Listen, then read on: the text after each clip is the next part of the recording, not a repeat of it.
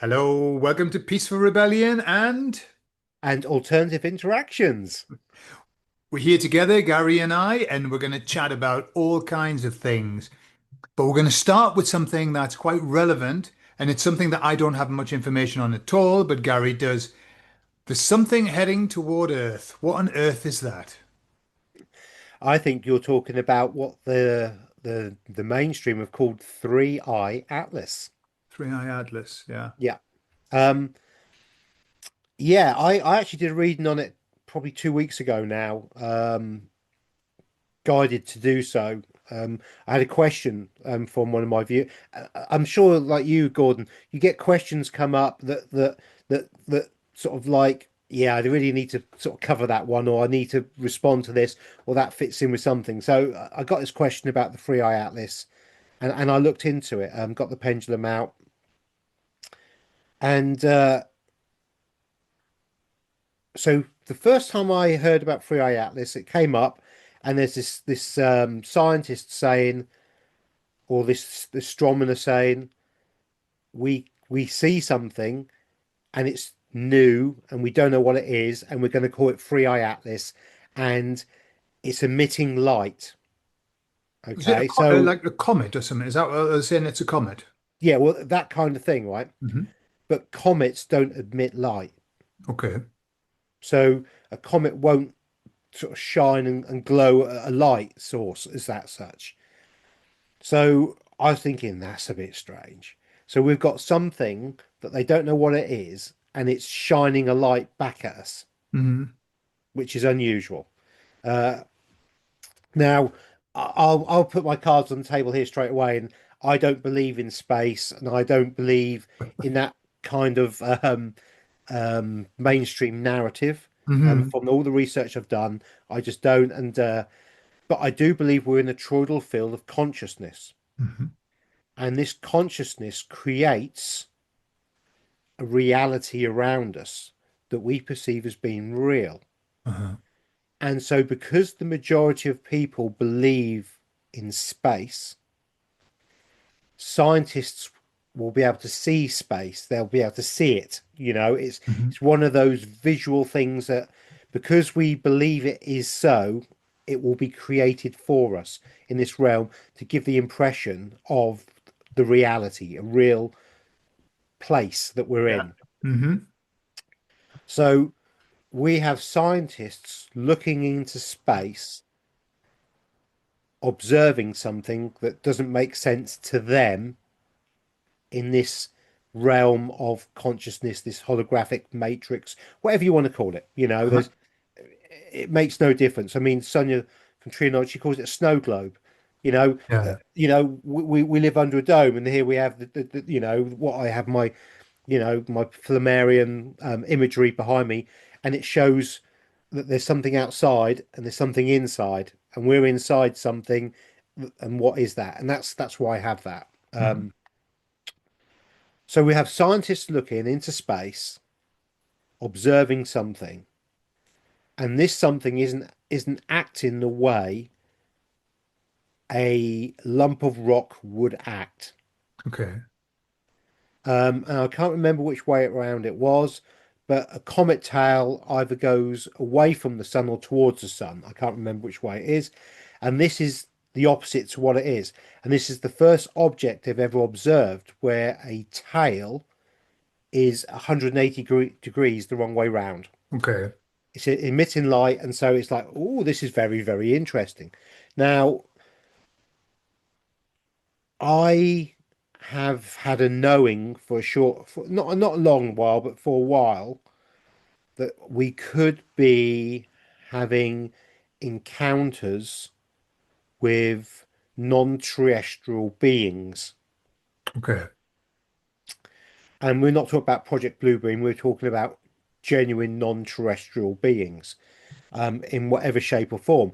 And so I did this pendulum looking, and what I got from the Free Eye Atlas was that this is a multi-dimensional craft, not a spaceship, because obviously I don't believe the space exists, but we're in multiple dimensions of realities.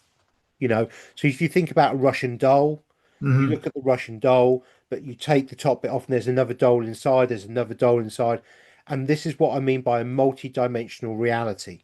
So inside what we perceive as being the world could be 10, 12, or multiples of different realities within this energy construct that we live in. Hmm. And so this is, I think, why we see ghosts sometimes or entities, because we get some bleed through from the two realms. And some people who are psychic have that ability to see the different realm, or they'll get little glimpses of something that's, because it's that multiple layer of pancakes on pancakes of pancakes. So we have, as far as I'm concerned, a multi-dimensional ship. Now, what that means to me is that we have a craft that has come in from a different dimensional reality. And they have come into what is fundamentally a locked down realm. Hmm. So by that I mean that we live in the 3D, and people say it's a prison planet or it's a soul trap or whatever. And fundamentally it kind of is, but it's not. It kind of is because we keep getting recycled. But we keep getting recycled because we're waiting for that period in time when the window of opportunity comes for us to escape out of here and go into a different dimension. Hmm. Many call it 5D. Language, it's up to you guys what you feel, you know, but we'll use the 3D and 5D terminology because I think most of our audience will understand what we're talking about there, won't they, Gordon? Sure. So for us to get to 5D, we have to get out of the 3D, but the 3D vibrational frequency means that we can't pass through. We have a craft that has come into our 3D frequency realm from a higher frequency. Which frequency it comes from, I have no idea. Okay. But what it has done, it's come into a realm that's fundamentally locked down. So for me, that's really interesting.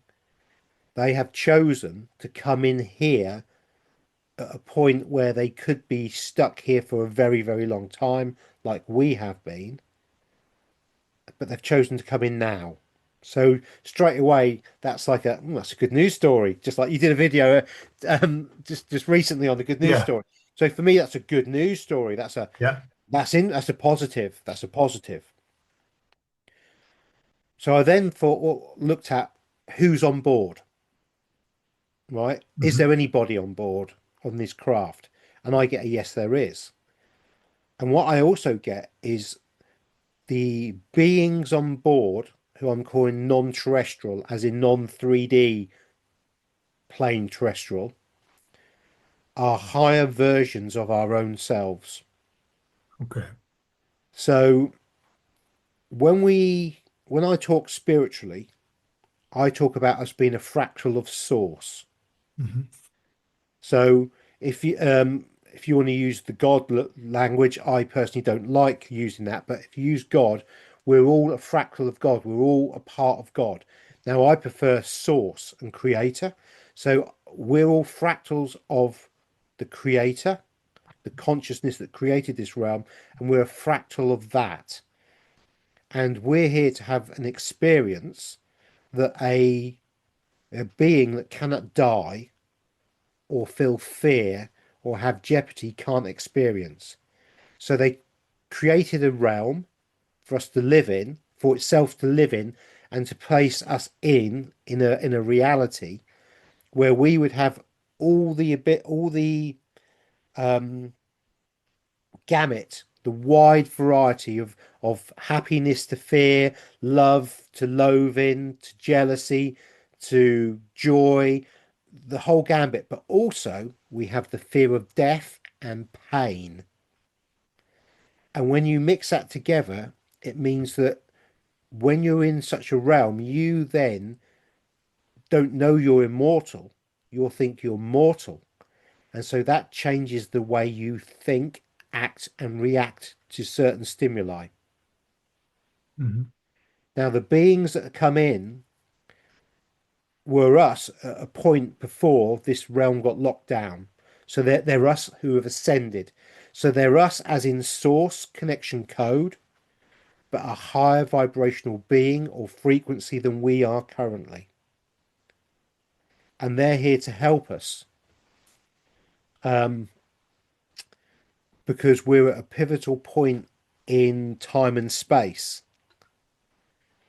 So again, when we talk about time and space, we're not talking about linear that we're taught. It's a vortex. It spins and it Mhm. goes up and down. And the higher vibration you go, the higher you go into the vortex. Okay.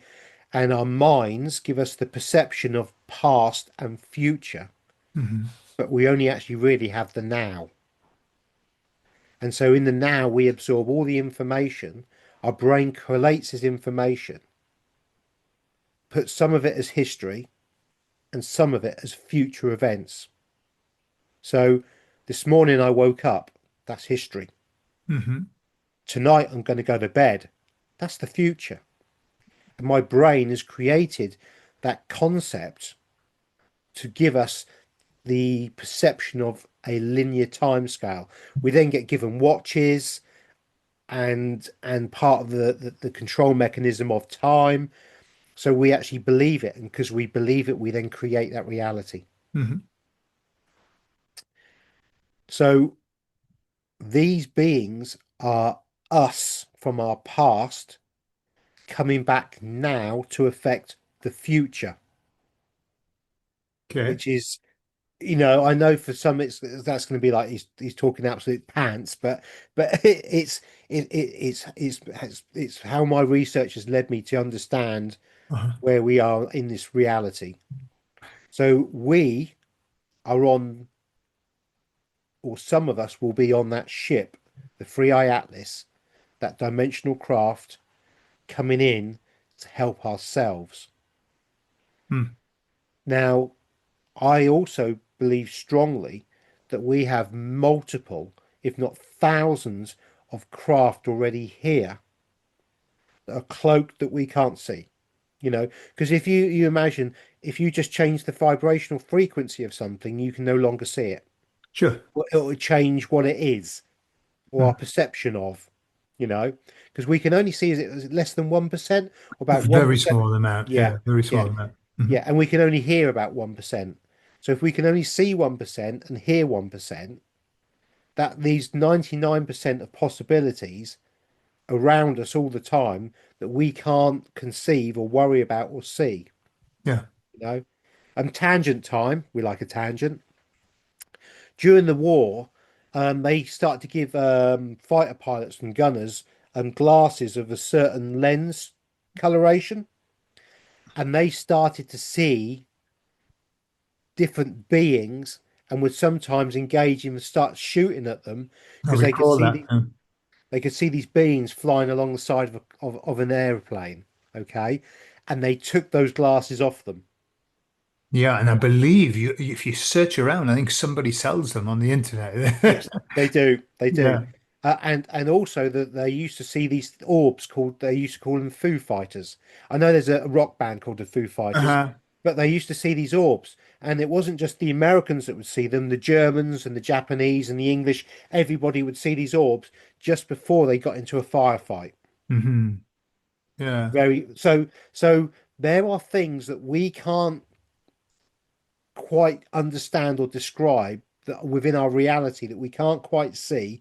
But when you change the frequency of our observational abilities or hearing abilities, you then can, which then goes back to people being able to see ghosts or, you know, have certain abilities. Let's put it that way. Sure. Certain abilities. Let me just we're gonna go back because of what you're saying, and I want to just to tell you about something that happened. So when the pandemic first happened, I was interviewed by Mark Atwood, right? And because Mark Atwood was in connection with JCK, I don't know if you know, do you know Yeah, JCK? yeah. So then I was interviewed by JCK, and incredible things happened in terms of my therapy business because of that. I'm eternally grateful. JCK at the time was a seer, and she would psychic seer. Uh, she's since rescinded all of that Yes. now, and she's just turned to God and Christianity, and she's born again. I think that's what she is. So I was following her, and she said, and this was about, I would say, 4 years ago. She said, spaceships are coming, um, and we're all going to be taken up. Okay, that's what she said. We're all going to be taken up. And she said, we're all going to be taken up in, I think it was about in the next month or in 2 months' time.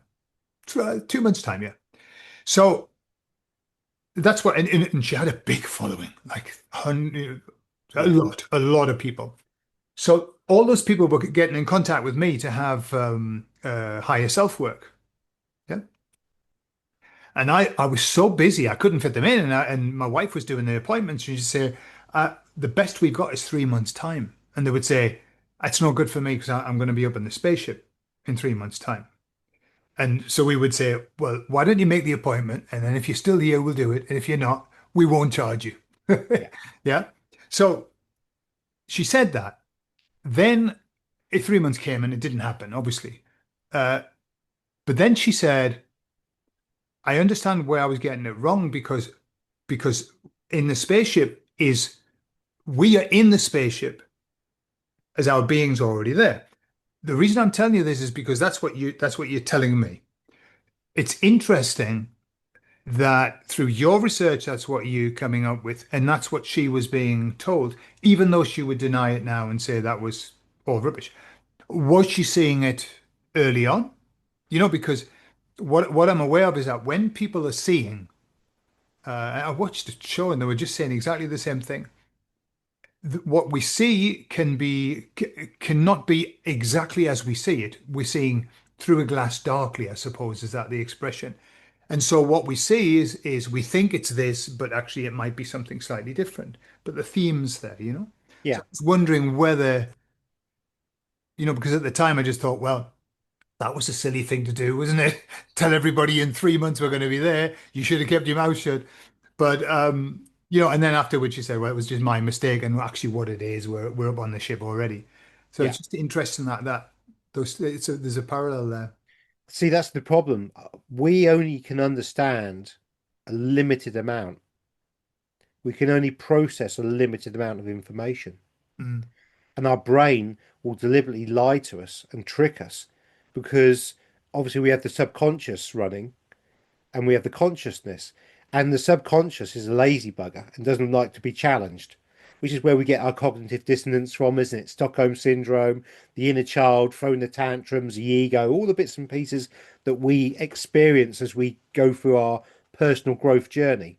You know, that can't be right. And then a few months later, yeah, they were right, and I just needed to understand that. But at the time, you can't see it. mm, So in principle, JC was 100% correct. It's just their time and our time is not the same thing because time is not linear. It's exactly. it's it's a corkscrew. Yeah. It looks like a twister, in fact. And I'm pretty sure that you will agree, and most of your beautiful audience will agree, at the moment, time is speeding up. Where does the day go? 100%. I mean, I got up this morning, did my own personal show, released it, and suddenly it was like, hang on a minute. I mean, with Gordon in half an hour, where did that go? You know what I mean? And it was a 38-minute show. It wasn't like hours. And I'm thinking, I had 2 hours and suddenly it's gone. Um, so yeah, the principle of higher dimensional versions of us is very, very real. And it's a way to help the sleeping public, the masses that can't conceive what we talk about, to get it. Because It has to be a way in which they've been programmed that their minds can accept without fracturing. Sure. And so this is kind of soft disclosure with a bit of bite, I believe. So we, or some of us, some of the audience, not all of them, are on that ship. Others are out of this realm altogether, and others are on other craft that we can't see currently because they're cloaked. For want of a term that we'll all understand, okay? There's been a lot of photos of strange shaped clouds Sure. and and yeah, yeah, this is the reality of what we're in. So this three-eye atlas is coming towards us, and obviously those dumb elites in charge, the deletes as I like to call them, they are going to try their hardest to create some kind of flag that flutters falsely and change the narrative for them and their own selves. But I believe that when you have something that is genuinely going to make a impact, that the narrative then falls down and the emperor's clothes fall off in front of the public's gaze. If I can put it in that way, so we kind of it's a soft way of showing what's going to be. They're going to do something, and the real something's going to turn up, and this thing's going to look like an idiot. Yeah. Yeah.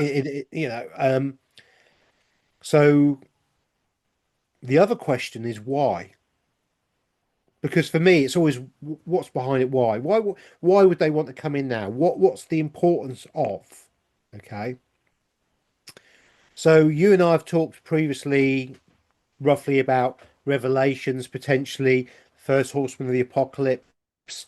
Um, there's a guy called Jason of Archaics who's done some work on timelines, and he believes that in 2040 we're going to have a huge event that will cause cataclysmic events worldwide.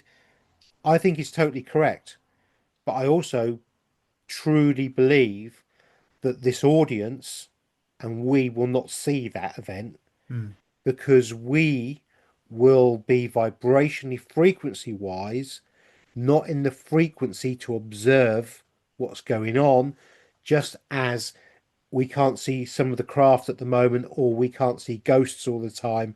You change the frequency, you move your reality to a different point. That timeline or that experience that is going to happen to certain people who stay on that frequency will not be what we experience. Mm.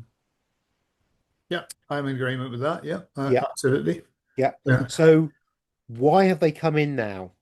Now, I've done a lot of pondering on this one. I've done some meditation, asked the higher self, the pendulum, spoke to some friends about this as well, because this is a big one. The why is always for me a big one. It's normally the money behind it in this realm, but there's no money behind that one, this one. So I can't really go down the money route and say, that's the ones. So what I get is that we are at a pivotal point in time and space, or in the consciousness of the reality of the realm, where this realm was taken over by an entity that's fundamentally dark, could be called demonic. Mhm. And this entity's got many names. Probably the most harmless one that we wouldn't think of is Ionis or Janus. Mhm. Um, and this is what we see via the Fibonacci sequence and the third party Metatronic Black Cube cult worshipping creations of the externalizations of our power. I know I said a lot of really weird words there, but it's don't concentrate on your own self growth. There's a savior coming give your Sure. power to the savior. And that is a trap that then stops us from growing and developing potentially to where we need to go. Mm, But we're at a time and space where we have the opportunity to get out before this event happens in the lower vibrational frequency. So let's put it this way: those who stay in 3D in 2040 are very likely going to see some pretty interesting cataclysmic events, and in 2046 it's going to get even worse. Okay, those of us who've done a bit of self work want to be saved via our higher self. The higher self will go, come on, it'll grab you by the scruff of the neck. Family, friends who are asleep still, at the moment, they'll get grabbed by the scruff of the neck by their own higher self and say, oi, we need to be on this path, not that one. And mm, those that listen and those that want to get out of here intrinsically will know, and they will change their frequency and they will start to look at things differently. And as we do that, there'll be a split in consciousness. I've spoken about this before. The Fibonacci sequence is the 3D, and the crystalline code is the 5D. mm, And um, very briefly, the crystalline code, I've got videos on it.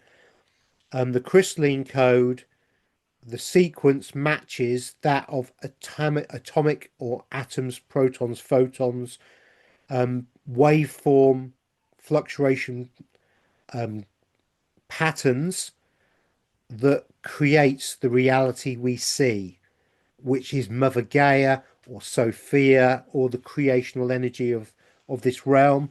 The other one is not anything, and it just feeds off something like a parasite. mm, Um, so we have these craft coming in at this point because we have the split coming, and they want to ensure that those of us that want to get out can, because we're giving ourselves a leg up, which sounds a bit crazy, but we can't do it ourselves.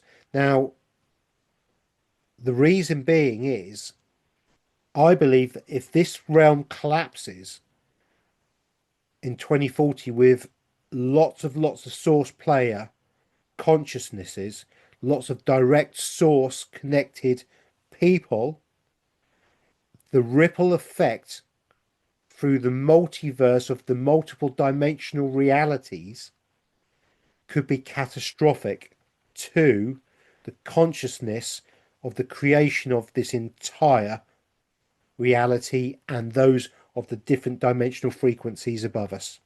mm. So, would you sit by and let yourself be trapped and destroyed to then have a ripple effect like a wave form, a wave of energy come back at you? Drop a stone in a bucket, the ripples hit the edge of the bucket, and then the ripples come back and hit you. But when those ripples hit you, it then changes everything. They're stopping the ripple coming back because what they're doing is they're removing us out of the bucket so we can't see the ripple coming back and hitting us. Okay. If that's an analogy that kind of makes sense to everybody, it's so we're coming here to save not only ourselves, but we're coming to save our own skins by changing certain things, um, which we will see in the coming months, I believe. Okay. Cool. Cool. So that's nice and clear. Thank you for bringing us up to speed with the three-eye atlas.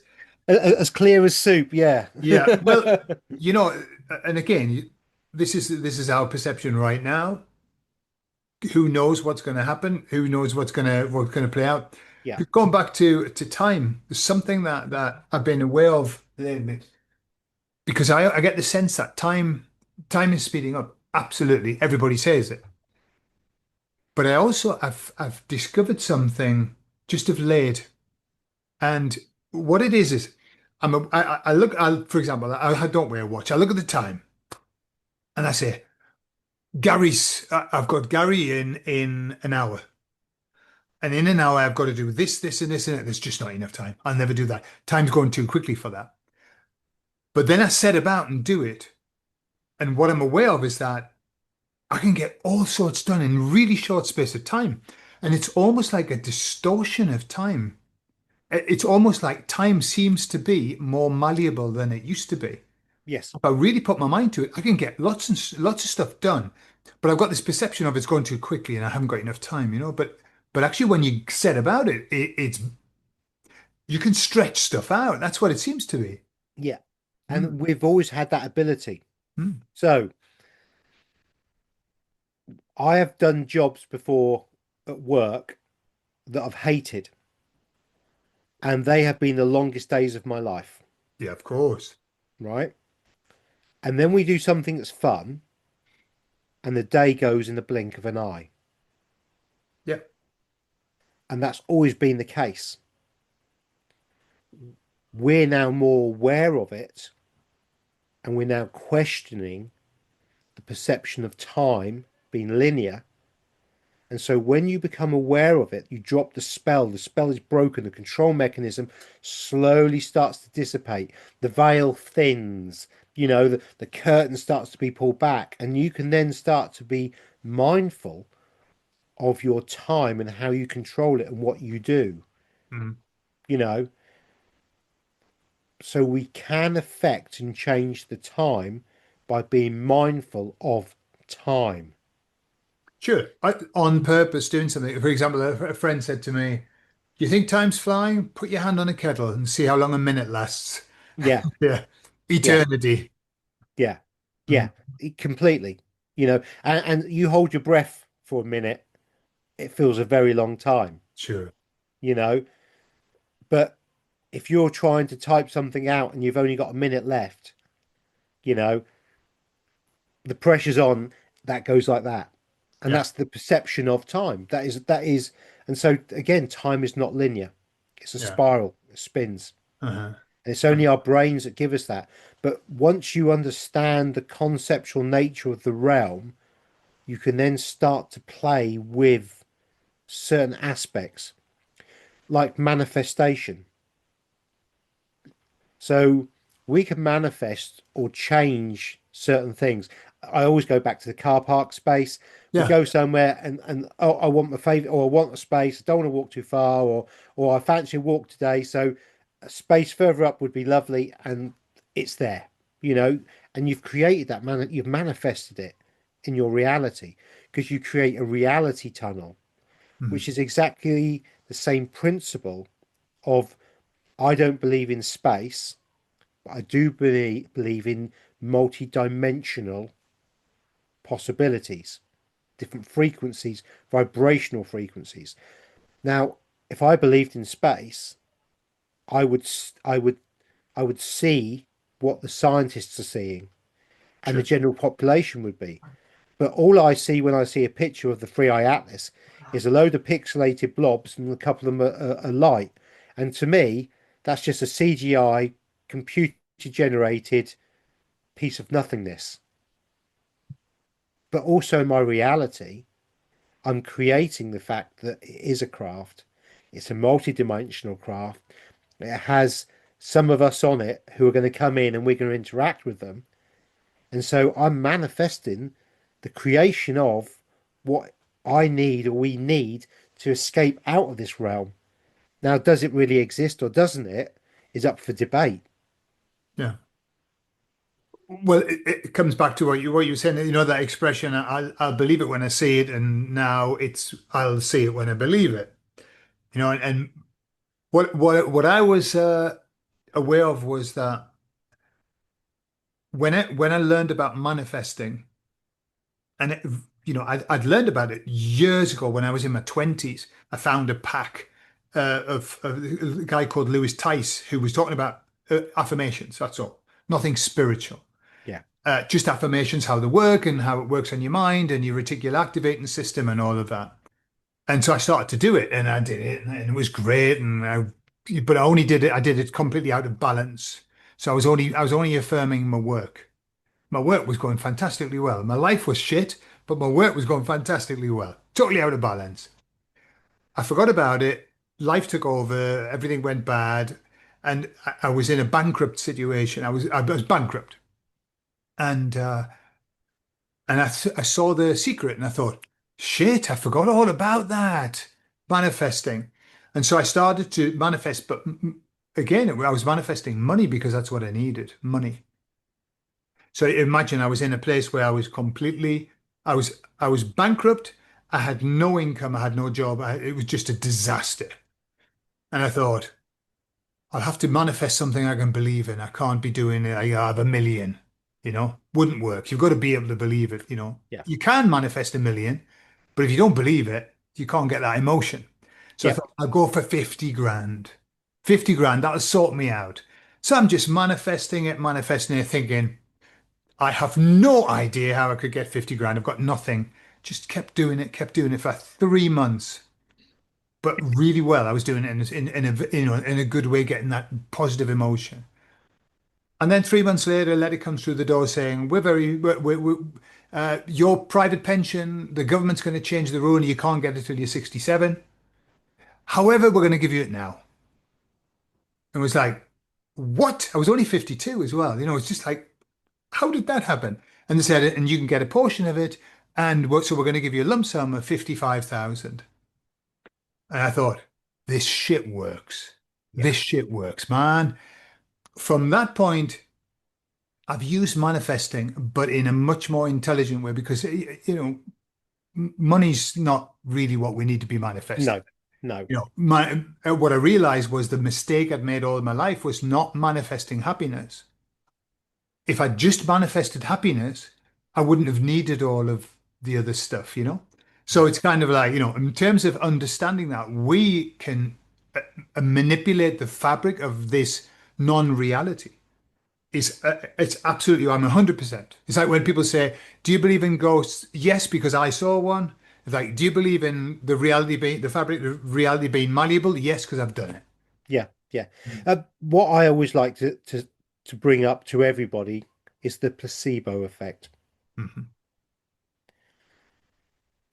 A doctor gives you a pill, and it could be a Smartie, which in England, Smartie is a chocolate sort of sweet with a shell on the outside, And the doctor will tell you this is going to cure you, but you have to take it this way, and and you believe it because words are spells, Mm. and he's given you something, and so you believe it.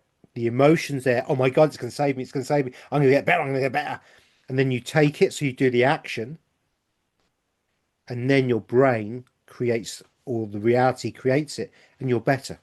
And all you took was a covered piece of chocolate that would have done nothing at all, but because you believed it was going to do something, it did. And the opposite works as well.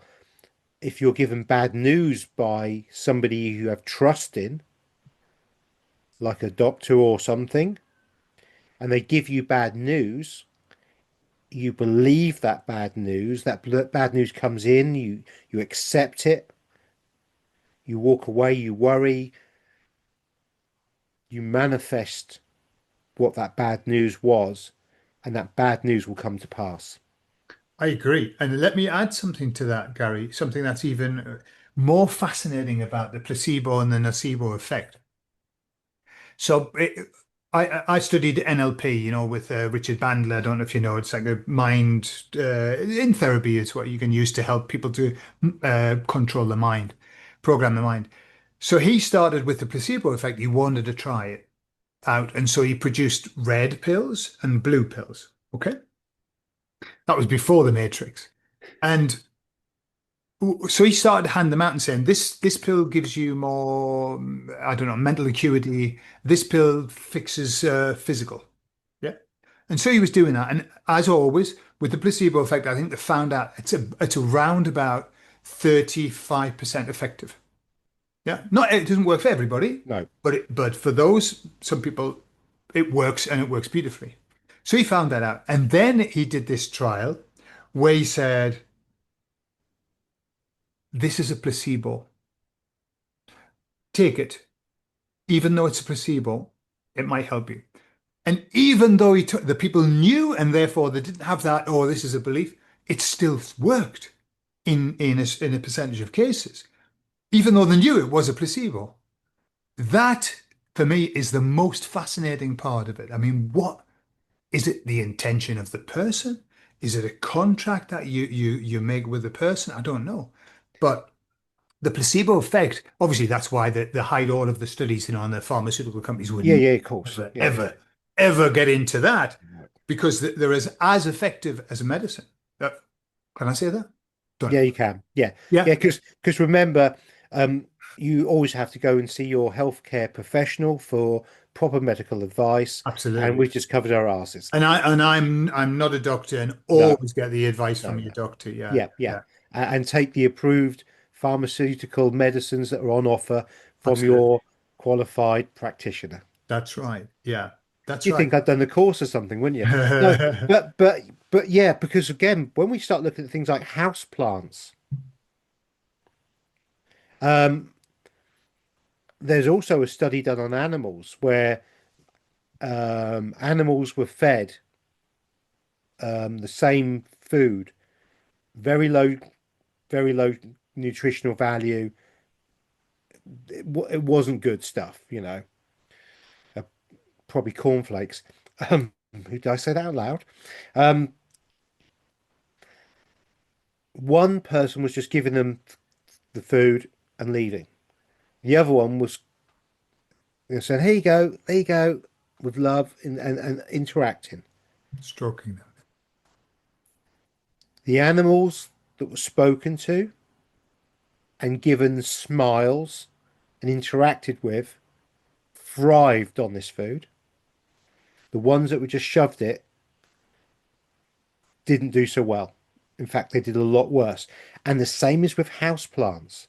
If Mhm. you've got a house plant and you speak to it, you give it love, it will thrive. If you just look after it with no intention, it's likely to die. Yeah, It certainly won't be a lovely big bushy plant with lots of flowers. You, sure. you and even though you follow the prescription of how to look after something, you know, it's still not gonna work. And this goes back to what sometimes I had a good conversation with Sonia about water. Hmm. Because we live in a fluid. Again, let's go, may as well go down the old fluid dynamics route. But we live in a fluid and everything is fluid. You know, it's just different densities of fluid that we're in. So, but water is everywhere. So we breathe in oxygen and everything, but we're also breathing in water vapor. Hmm. And when you're in the water, it's pretty dense. If you breathe it in, it hurts. But for a fish, breathing that, put that water over the gills, so they can absorb the oxygen they need. There's no problem. You put a fish out of water, and they get overloaded with oxygen that they can't breathe because obviously there's not any moisture going through for them to be able to absorb that oxygen out in the way they need to, and they will struggle. You know, and so it's the conceptual nature of the water where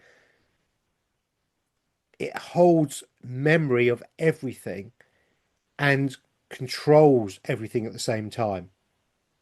Hmm. And so that plant has water in it.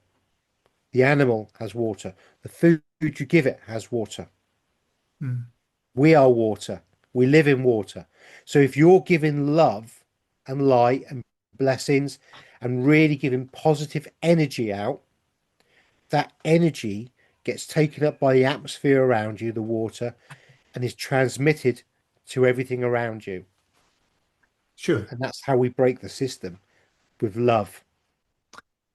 There's an old expression, it's all about attitude, and it is, because of that intention infiltrates everything. If you want to talk about the water, the intention of, the Emoto experiments, which people have then taken on to other levels. Yeah, Ostavadin. Yeah, Yeah. Austin Vader, isn't it? Austin. Yes. Yeah. Yeah, Lady. Vader. Yes. Yeah. She's amazing. I Yeah. mean, oh my God. Yeah, Yeah. yeah, So, it's like I heard a while ago the expression about two people were together. One person did a 40-day water fast, for the good of the universe and thrived. And other person was starved for 40 days and died a terrible, painful death. And it's all about attitude of how are you perceiving what's happening, which brings us to our attitude is something that we've got to work on constantly. They tried to malign. I don't know whether you ever saw that happening in the 80s. We were given this positive attitude. Positive attitude. Yeah, yeah, be positive and everything. And then in the 90s they started saying it's all bullshit. It was just because there's so much more involved in that. You can't just have a positive attitude. And they tried to take it all away. And I Yeah, thought that's really strange because it worked for me. yeah, You know, people used to say, "Why are you so positive?" I used to say, "Because it's better. I'm happier when I'm positive than I am when I'm miserable as sin." yeah, And they tried to take that away. I'm not surprised because obviously that was creating too much of a ripple effect in this in yeah, this dimension. yeah, yeah. Because we are the creators of this dimension. We are far more powerful than we understand. And by powerful, I'm not saying like hitting things over a head or anything like that. I'm talking spiritually. And we have the ability to do and create whatever we want. And we have been manipulated. And that example is very good from the 80s to the 90s. I mean, in the 80s, all the bright colours, all the cars were different colours. We all wore bright stuff, neon pinks and day glow yellows and everything. And now, you and I are wearing a very good example of the current trends, black and dark blue. Uh, Sure. we haven't got grey on, but if we had grey, it'd be even better.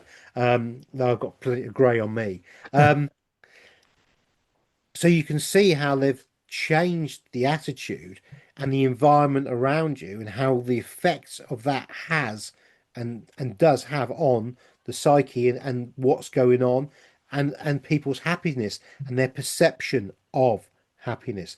But Sure. we have the power to change everything, because everything is us, and it's our mind, and it's our internal abilities. And when you really trust who you are, what you are, you know the good, you know the bad parts of you, you know the good parts of you, and you're at peace with yourself of that, on that, and you start looking around and how can I affect a positive change, not just for me, but for my children and the world around me. Then you start doing the crazy things that we do by kind of doing a YouTube channel and speaking about these amazing opportunities we have by using the mind, by being centered and giving out love and light to everybody. And not the message of hope, but the knowing of hope. I don't hope we're going to be all right. I don't think we're going to be all right. I don't please be all right. I know we're going to be all right. And because I know we're going to be all right, and because I know this, it will be. Sure. Absolutely. And going back to manifesting, that's what the secret is affirming it, getting excited, knowing that it's going to happen, and then leaving it. You're not mithering on about it. "Well, I know it's going to happen, but when?" Yeah, I know we can't help it sometimes, but that you're right. It's being absolutely certain of something, even though you don't know when and you don't know how. And I'm in that place. They did a study on uh, people of faith, people with faith, and people without faith, and they just found in general that people with faith are happier, yeah, just generally happier. Uh, and not only are they happier, but they can handle difficult times much better than those without faith. So even pushing the truth to one side, I often used to say this: being positive, being negative. Being positive and having a faith and knowing that something's going to happen means from now until the end, you're going to be a lot happier than if you didn't believe, if you said, it's all going to shit, it's all going to be bad. So we don't know. We don't know absolutely 100%, But why not? Why not believe it? What's the point of not believing it and being fucking miserable for the rest of your life? Yeah. Or believe it and be happy. And if it didn't happen, you've lost nothing. No, You just because gained your rest of your life happy. yeah, because your outlook is so much better and brighter, and it's amazing, and you're gonna have more fun. You're gonna laugh more. You're gonna do the things you love, and you're gonna learn to take time out of your schedule and do lovely things. I mean, I'll often do a walk, what I call an update and babble, and I do that with a selfie stick, and I'm walking in the countryside, and somebody sitting next to me did something very similar the other day, and that was really nice to see you out in the countryside walking your dogs, just talking. But Mhm. it's different to a studio. It's different to everything else because you're in nature, Sure. and the energies are completely different, and it's lovely, isn't it? It's a Yeah, different feel. absolutely. Absolutely. It is. And another benefit of being on the positive side, because there are loads of awakened people who are miserable as sin. Yeah, You know, spend half an hour with them, you think, "Gee, let's end it now, yeah, let's yeah, get to an end." When you're on that positive side, you get to meet some beautiful people because you're attracting them, obviously, and they're attracting you, and you're vibrating at the same level. You get to meet some lovely people. yeah. You do. Beautiful, you know? Yeah, that's a really, really good point. What I have had periods of depression in the past, and I've really struggled with life, and I've been very insular and on my own, and it's been difficult at times. So the lovely smiley friendly chap you see now has not always been that. We all have a journey, and without the dark times, you can't learn to get out to the next level and know what you want and develop and grow. It's all about growth. It's all about spiritual growth, you Mm. know. And I would not be without those times, and I'm grateful for those times, but also I'm not going back to those times. Yeah, they're there. Yeah, yeah. Yeah, But as you vibrate at a higher frequency, as you become more confident in yourself, as you start to learn to smile at yourself in the mirror and other people, you bring in that you create. And you then get surrounded by a group of people who are very nice. And if you keep working on yourself and doing these things, all of a sudden, some of those will drop away and you create a new bunch of friends that are even better, more spiritual, and they take you to another level. And then you meet another group of people through this that takes you to another level, and you are literally going up. You know, this is Babel's Tower. You're going up Babel's Tower. Whatever they want to call you, oh, it's a building, it's a building. It's not you. You're Babel's Tower. It's inside you. Everything's inside you. And as you go up these steps of frequency, love, knowledge, assurance of yourself, you bring in and attract some of the most amazing people in the world. And I am so grateful in gratitude and so unbelievably blown away that my friendship circle at the moment, not only includes you, Gordon, but includes some of the most talented, amazing people in this world. And they're my friends. And how did I get there? I couldn't tell you apart from just being happy and doing the work. sure. Wow, what a journey. Absolutely. Absolutely. And on that note, Gary, I think we could probably bring our conversation to a beautiful close. I agree. Yeah. Thank you very much, Gary, for sharing your knowledge and your research and everything. Pleasure. You've done the Pleasure. work, you've done the work, you can tell the way that you talk. Yeah. It's very important, there's no shortcuts. When we did our little interview with the ayahuasca, as you said, if you don't do the work, you get slapped by the Yeah. mother. Sure. And it's exactly the same. Doing it, naturally, as it were, it just takes if you don't do the work, you're going to be found out. Yeah. Yeah, yeah, yeah. You can waffle on for a bit and then after that. Yeah, Yeah. yeah. Okay, Gary, well, Been a thank you pleasure, very much. Gordon. And Yeah, maybe next time, just as a little teaser, maybe the next time we might be doing a bit of hypnosis. Yeah, yeah. yes, yes, yeah, this is it's never been done on me before. And Gordon does past life regression and connections to higher self, and we thought it might be a very interesting, um, for Gordon to have a go on me and see where it takes us, because I think Mm, it could be quite a fascinating journey for sure. absolutely. Always is. It always is. All right, then. So we'll see you then. We will. Love, light, and blessings. Bye bye, everyone. Bye.